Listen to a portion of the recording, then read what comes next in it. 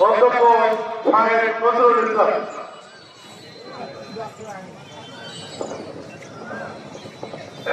السلام عليكم ورحمة الله. الحمد لله رب العالمين والصلاة والسلام على سيدنا المرسلين وعلى آله وصحبه أجمعين. সম্মানিত ওলামায়ে দ্বীন, অত্র এলাকার কোরআন প্রেমিক, দিনদার পরহেজগার, মুত্তাকি মুসলিম ভাইরা, আজকে আমরা দুঃখ ভারাক্রান্ত অবস্থায় এখানে একত্রিত হয়েছি।